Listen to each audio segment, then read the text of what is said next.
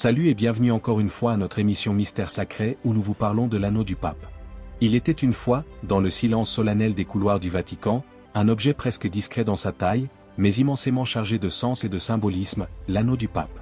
Ce cercle d'or, que l'on appelle depuis des siècles l'anneau du pêcheur, ne brille pas seulement par son éclat métallique, mais surtout par la lumière qu'il projette sur les épaules de celui qui le porte. Pour raconter son histoire, il faut ouvrir un livre où les siècles s'entrelacent, où la foi, le pouvoir, l'humilité et la tradition tissent ensemble une intrigue sacrée. L'anneau du pêcheur, Annulus Piscatori en latin, doit son nom à Saint Pierre, premier des apôtres et selon la tradition catholique, premier pape. Pierre, avant de suivre le Christ, était pêcheur de poissons. Jésus, en l'appelant, en fit un pêcheur d'hommes. Et c'est précisément ce lien fondamental entre mission apostolique et autorité spirituelle que l'anneau du pêcheur entend incarner. Lorsque l'Église catholique a commencé à se structurer au fil des premiers siècles, l'évêque de Rome, successeur de Pierre, fut reconnu comme détenteur de cette mission suprême de conduire l'Église universelle. L'anneau est alors devenu le sceau personnel du pape, gravé avec l'image de Saint Pierre lançant son filet, accompagné du nom du pontife en latin. Mais plus qu'un simple bijou, l'anneau devint rapidement une marque de pouvoir, de continuité et de service. Au Moyen Âge, il servait à sceller les documents officiels du Saint-Siège, les brèves apostoliques. Trempé dans de la cire rouge ou de la cire de plomb, l'anneau laissait une empreinte inimitable qui authentifiait la parole du pape. À travers les âges, le rôle de sceau fut abandonné, mais la charge symbolique, elle, ne cessa de croître. Chaque fois qu'un pape meurt, l'anneau du pêcheur est détruit. Ce geste, à la fois spectaculaire et discret, est accompli selon un rituel précis. Le cardinal Camérier, qui administre l'église durant la vacance du siège, prend l'anneau et le frappe de 2 coups de marteau. Pourquoi ce geste ? Pour symboliser la fin de l'autorité du défunt pape, pour empêcher toute contrefaçon, et pour marquer que l'Église entre dans un temps d'attente, celui du conclave. Ce moment est souvent méconnu du grand public, mais il est d'une intensité dramatique rare. L'anneau qui avait jadis été baisé par les fidèles, porté à la main dans les audiences et les bénédictions, repose alors inerte, son pouvoir effacé, son cercle rompu. Et pourtant, dans cette mort symbolique, une promesse renaît, celle de la succession apostolique, ininterrompue depuis Pierre. Lorsque les cardinaux élisent un nouveau pape, parmi les premiers objets qu'il reçoit, il y a cet anneau. Le maître des célébrations liturgiques le présente, et l'anneau est placé au doigt du Saint-Père. Le matériau peut varier, or massif, or plaqué, voire argent doré. Mais toujours, l'image de Pierre et la mention latine du nouveau nom pontifical y sont gravées. En 2013, par exemple, lorsque Jorge Mario Bergoglio devint le pape François, l'anneau qu'il reçut n'était pas neuf. Il fut coulé à partir d'un modèle conçu pour le pape Paul VI, simple et épuré.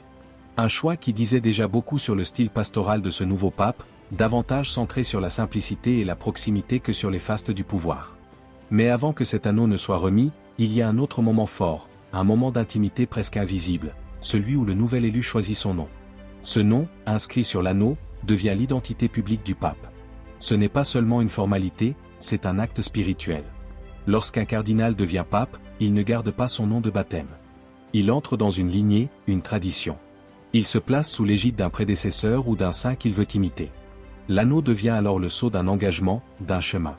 C'est un peu comme si ce cercle fermé disait au monde, « Je suis désormais le serviteur des serviteurs de Dieu », selon la tradition de Pierre. L'usage liturgique de l'anneau est plus discret, mais non moins significatif. Lors de certaines cérémonies, notamment les bénédictions solennelles, l'anneau brille au doigt du pape comme un rappel visible de sa mission pastorale. Les fidèles, en saluant le pape, baissent traditionnellement cet anneau. Ce geste, loin d'être une marque de soumission, est plutôt un acte de vénération, non de la personne, mais de la charge qu'il incarne. Cela dit, les usages évoluent. Le pape François, fidèle à sa vision humble du ministère papal, a souvent évité que les fidèles lui baisent la main, préférant une poignée chaleureuse. Une fois encore, l'anneau n'est pas figé dans le marbre des siècles, il s'adapte, comme l'Église, aux sensibilités contemporaines. Dans les siècles passés, certains anneaux furent de véritables œuvres d'art. Riches en or, sertis de pierres précieuses, ornés de gravures complexes, ils reflétaient le style de leur époque. Certains ont été conservés, exposés dans les musées du Vatican, et témoignent de la diversité artistique et symbolique de cet objet si particulier. On y voit des représentations de la barque de Pierre, des clés du royaume des cieux, ou encore le nom du pape en lettres élégantes.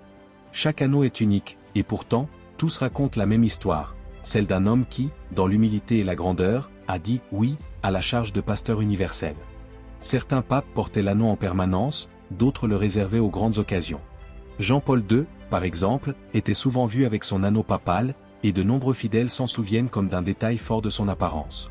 Benoît XVI, plus discret, en faisait un usage plus symbolique.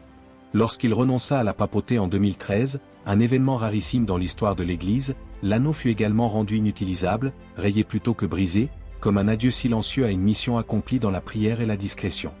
Il faut aussi dire un mot sur le poids spirituel de cet objet. L'anneau n'est pas un talisman, ni une couronne. Il ne rend pas le pape infaillible ni intouchable. Il est un rappel quotidien, à chaque mouvement de la main, de la charge immense qu'il porte. Être pape, c'est être serviteur de l'unité, berger du troupeau, témoin de l'Évangile.